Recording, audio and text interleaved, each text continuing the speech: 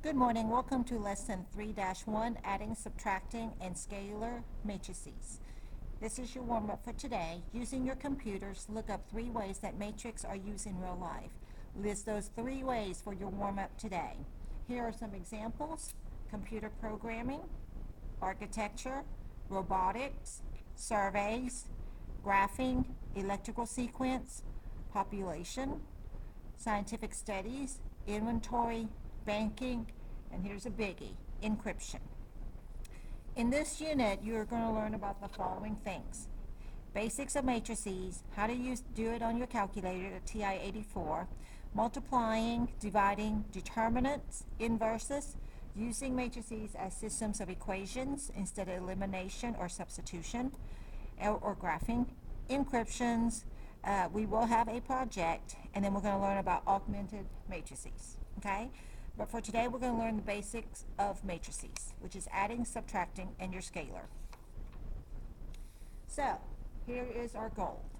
Today, students will be able to represent data using matrices by adding, subtracting, and multiplying matrices by a scalar. So let's see what exactly is a matrix. A matrix is a set of data using rows and columns. It is a way for you to organize lots and lots of information. Basically, it is arrangement of numbers in brackets. As you know, here's 2, 4, -3, 1, and we read them across. The bracket indicates that it is a matrix. So, using the numbers in a matrix usually the numbers in a matrix come from a table of data. As you look right here, this would be a population of older people and the frail elderly, okay? Here are the regions of the United States. This would be a big matrix. So if we were to write this in a matrix, each one of these represents something. So 112, 118, 112,118 are the people that are old in the Northwest. Out of those, 5,249 are frail elderly. That means they need a little bit more help to get around. All right?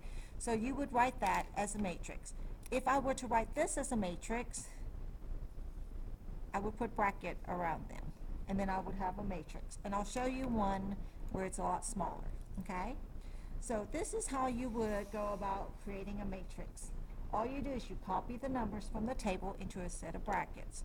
For example, here's my bracket: 16.781, 16.29, 17.318, next row, 16.206, 16.06, and 17.668. And I end that with a bracket to indicate that this is a matrix. As you can see, we kind of take away the words and the letters and just deal with the numbers. That is called the matrix. Now let's take a look at the parts of a matrix, okay? If you'll look right here, the rows, we have 3 rows. So we're going to call this matrix A.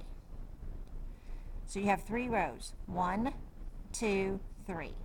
Rows go across. Columns goes up and down. So we have 1, 2, 3, 4. In order for you to write your dimension, you always put rows by column. So for the dimension of this matrix, this is a 3 by 4. 3 rows, 4 columns, okay? To figure out an address, you write the name of the matrix. So in this case, the name is A. That is your row, and 2 is your column. So you would say matrix A, sub 3, 2. Don't say 32 because it's not 32 rows. It's 3rd row, 2nd column. In each address, you have an entry. Another word for entry would be the word element. So the entry for number 10, okay, the address for the entry 10, the address would be matrix A, 3, 2. That's how you would go about saying that. So let's practice. Here we go. Parts of a matrix. Here's your first example. How many rows we're going to call this one matrix A. How many rows does this one have? 1, 2, 3. How many columns? 1, 2. The dimension of this matrix would be a 3 by 2. Okay. Give me an entry. Name an entry. We're going to pick this one as our entry. Let's try -7. All right? So name an entry. We're going to pick an entry. -7. It could be any one of these. We're going to pick -7. What is the address of our entry? Well, it's in matrix A, third row, first column. So A sub 3, 1. What is A sub 2, 1? That would be second row, okay, first column. That entry would be 3. What is the entry for A sub 1, 2? That's first row, second column, 23. So that's how you practice parts of a matrix. Let's do another one. Okay? So you got to know the parts before we can learn to add and subtract. So let's look at this one. Sometimes they're tiny. Alrighty, we're going to call this matrix A as well. Alright? How many rows does this one have? 1. How many columns? 1, 2. So your dimension will be a 1 by 2. Name an entry. Let's pick 14. So we're going to pick this number right here, 14. Okay? What is the address of 14? A sub 1, 1. Matrix A, first row, first column. What is A sub 2, 1? Notice there's not a second row, so we're going to write none, or you can write does not exist, or anything like that. Do not write no solution, and do not write zeros. You are not solving, and 0 is actually a number in the matrix. Think of computer programming, zeros and ones, binary numbers. 0 is a big number, okay? What is A sub 1, 2? First row, second column, so that number is 23.